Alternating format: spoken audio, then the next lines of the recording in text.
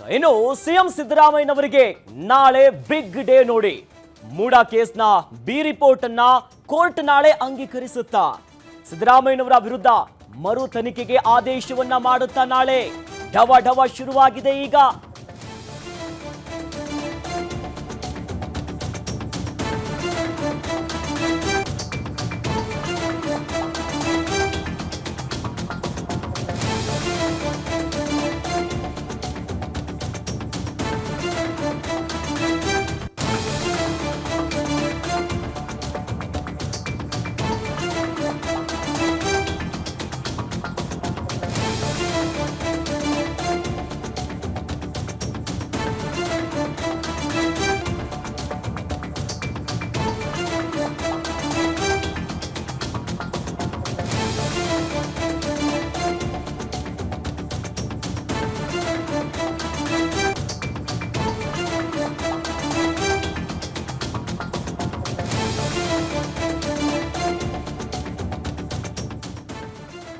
CM ಸಿದ್ದರಾಮಯ್ಯನವರಿಗೆ ನಾಳೆ big day ಆಗಿದೆ. ಯಾಕಂದ್ರೆ ಸಿಎಂ ಸಿದ್ದರಾಮಯ್ಯನವರಿಗೆ ಇಡೀ ರಾಜಕೀಯ ಜೀವನದಲ್ಲೇ ಒಂದು ದೊಡ್ಡ ಮಟ್ಟದ ತಲೆನೋವನ್ನ ತಂದಿಟ್ಟಿರುವಂತಹ ಈ ಮೂಡಾ ಪ್ರಕರಣಕ್ಕೆ ಸಂಬಂಧಪಟ್ಟಂತೆ ನಾಳೆ ಕೋರ್ಟಿನಲ್ಲಿ ಯಾವ ಆದೇಶ ಬರುತ್ತೆ ಅನ್ನೋದು, ಅಂದ್ರೂ ಈ 14 ಅಕ್ರಮ ಸಹಿತ ನಿವೇಶನಗಳೇನು ಹಂಚಿಕೆ ಆಗಿದಿರುವಂತಹ ವಿಚಾರಕ್ಕೆ ಸಂಬಂಧಪಟ್ಟಂತೆ ತನಿಖೆಯನ್ನ ಮಾಡಿರುವಂತಹ ಲೋಕಾಯುಕ್ತರು, ಮೈಸೂರಿನ ಲೋಕಾಯುಕ್ತ ಈಗಾಗಲೇ ಕೋರ್ಟ್ಗೆ ಬಿ ರಿಪೋರ್ಟ್ ಅನ್ನ ಸಲ್ಲಿಕೆ ಮಾಡಿದೆ.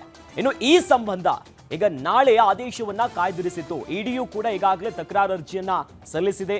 ಮತ್ತೊಂದು ಕಡೆ ಬಿ ರಿಪೋರ್ಟ್ ಅನ್ನ ಪ್ರಶ್ನೆ ಮಾಡಿದ್ದಾರೆ ಯಾರು, ಈ ಪ್ರಕರಣದ ದೂರುದಾರ ಸ್ನೇಹಮಯಿ ಕೃಷ್ಣ ಅವರು. ಹಾಗಾಗಿ ನಾಳೆ ಕೋರ್ಟ್ ಯಾವ ಆದೇಶವನ್ನ ಹೊರಡಿಸುತ್ತೆ, ಬಿ ರಿಪೋರ್ಟ್ ಅಲ್ಲಿ ಯಾವ ವಿಚಾರಗಳಿದೆ, ಅದ್ರ ಬಗ್ಗೆ ಮರು ತನಿಖೆಗೆ ಹಾಕ್ತಾರಾ ಅಥವಾ ಮತ್ತೆ ಸಿಎಂ ಸಿದ್ದರಾಮಯ್ಯನವರಿಗೆ ರಾಜಕೀಯವಾಗಿಯೂ ಕೂಡ ಈ ಪ್ರಕರಣ ತಲೆನೋವನ್ನ ತಂದಿಡುತ್ತಾ ಅನ್ನೋದಾಗಿನೇ ಎಲ್ಲರ ಚಿತ್ತ ಇದೆ. ಹಾಗಾಗಿ ಸಿದ್ದರಾಮಯ್ಯನವರಿಗೆಲ್ಲೋ ಒಂದು ಕಡೆ ಡವಡವ ಖಂಡಿತವಾಗಿಯೂ ಇದೆ.